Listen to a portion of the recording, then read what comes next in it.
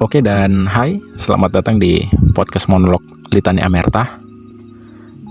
Di podcast ini aku mau ngebahas tentang suatu topik obrolan yang kemarin tuh aku ngobrol gini sama temanku tentang sesuatu penyesalan.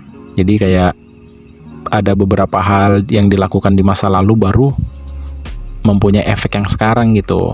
Ya alhasil pada bilang kayak, coba kalau misalnya dulu aku tuh nggak seperti ini, nggak seperti itu, pasti apa yang aku inginkan sekarang itu kayak udah tercapai aja gitu. Yang nggak pun tercapai 100%, setidaknya ada jalan beberapa persen ataupun udah berapa persen yang ku kerjakan gitu.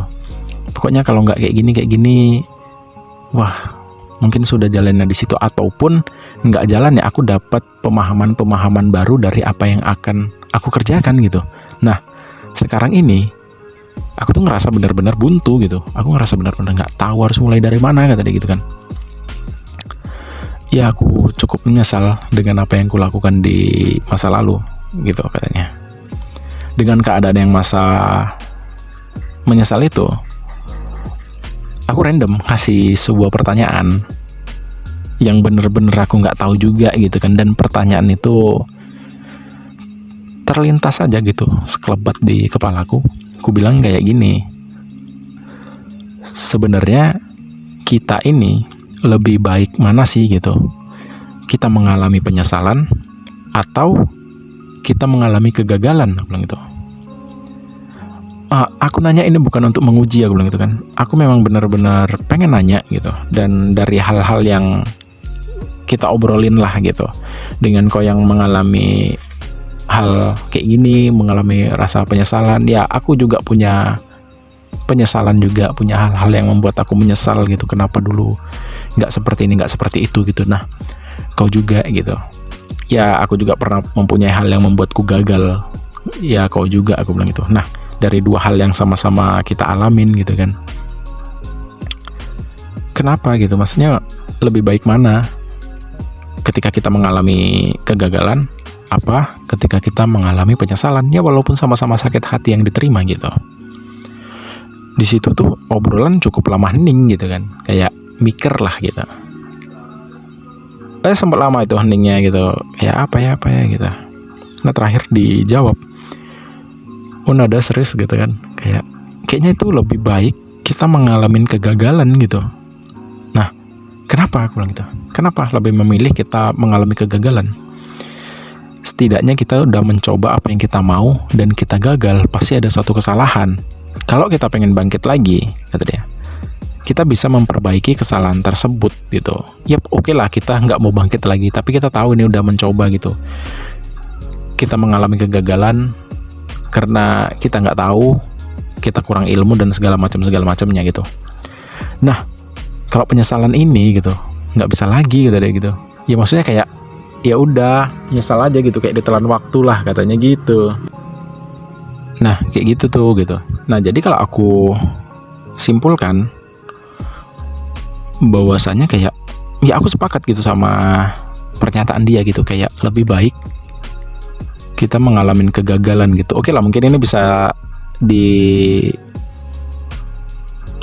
diperbaiki gitu di kolom komentar kalau emangnya pernyataan ini tuh kurang tepat gitu, atau ada hal baru apa gitu yang mau disampaikan yang harus aku ketahui juga. Ya nggak masalah, ini kan tentang sudut pandang gitu. Nah kebetulan sudut pandangku sama temanku ini ya sama gitu, untuk memilih di antara penyesalan dan kegagalan, memilih kegagalan gitu ya, dari opininya gitu kan gitu.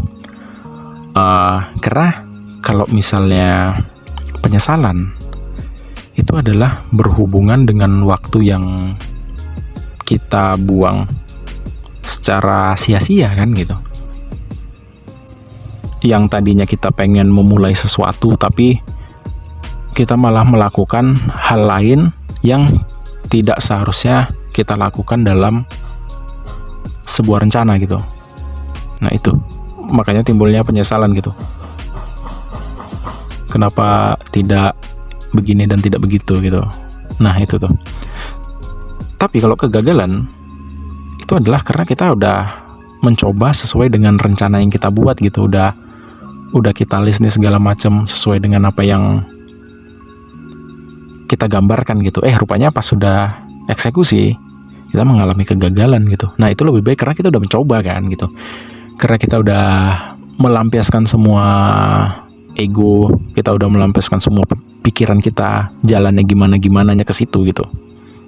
Nah itu setidaknya udah mencoba lah gitu. Nah sementara si penyesalan ini sama sekali belum kita coba, dan sama sekali kita bakal nggak tahu hasilnya apa dari apa yang kita rencanakan gitu, dan kita kayak membuang waktu kita gitu.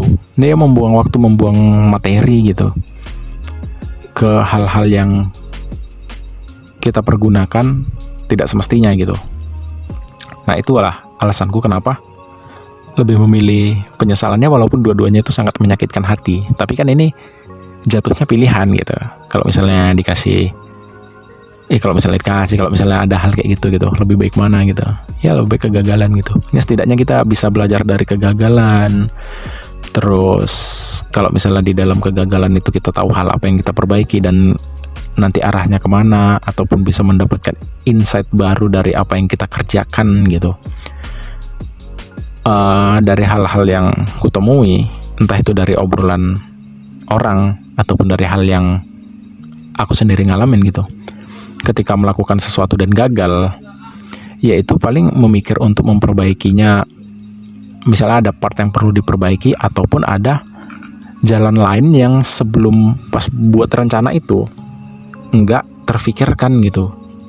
Nah itu yang seharusnya kita pengen kayak gini nih, rupanya pas kita mengalami kegagalan muncul suatu ide baru gitu. Jadi kayak ya kita mulai berpikir kreatif lah gitu untuk melakukan hal tersebut gitu. Jadi kita jalanin lagi sesuai dengan apa yang kita tulis lagi, ide-idenya, gagasan-gagasannya lagi gitu. Ya lebih hati-hati lagi karena kita udah merasakan kegagalan gitu. Yang tadinya belajar dari satu kegagalan ke belajar lagi ke kegagalan lain gitu, terus begitu seterusnya, ataupun dari satu kegagalan mencoba yang lain kayak terus ya. Walaupun ketika kita mengalami kegagalan kayak mempunyai rasa penyesalan, terus kenapa aku kayak gini ya, tapi setidaknya kayak percayalah itu kayaknya lebih baik gitu, karena kita udah mencoba gitu, daripada kita diam dan kita sadar untuk memulai, kita nyesal kenapa aku dari dulu nggak memulai gitu. Ya sama kayak aku memulai podcast ini kan, aku udah dari kapan ya excited banget gitu, pengen konsisten di podcast ini gitu. Rupanya cuman berapa lama ya mungkin sebulan 2 bulan aku excited gitu, abis itu kayak lama gitu. Dan aku ngerasa ya pada akhirnya aku mikir kayak, coba kalau misalnya aku sekonsisten dulu sampai sekarang gitu, pasti udah ada konten yang aku buat gitu, udah ada teman-teman yang nonton gitu. Pokoknya ya gitulah, ya munafik lah, udah YouTube-nya mulai berkembang segala macamnya gitu. Nah sekarang kayak sama aja mau ngelihat YouTube sendiri pun dengan viewers yang segini gitu, dengan yang seharusnya kayak sebelumnya udah mulai banyak gitu ya, walaupun ketika udah banyak pas upload dijatuhkan sama ya loh viewers menurun gitu, jadi down gitu.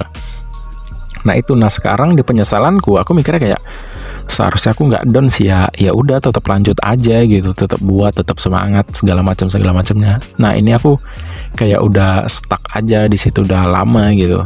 Nah itu yang membuat aku nyesel gitu, dan aku berpikir kenapa dulu. Nah itu narasi yang kubangun adalah kenapa dulu aku tetap nggak lanjut aja gitu, tetap buat aja walaupun viewersnya turun gitu, walaupun penontonnya nggak ada, tapi ya api semangat itu tetap nyala lah gitu. Ya sebelumnya viewersnya lagi banyak-banyaknya gitu, nah ini turun ya udah gitu. Nah aku mikirnya kayak sekarang kan, pasti kalau misalnya aku kemarin pas viewersku turun itu aku tetap lanjut, kayaknya sekarang itu bakalan kembali meningkat gitu. Oke lah, nggak semeningkat dulu, pasti ada beberapa videoku yang viewersnya banyak gitu.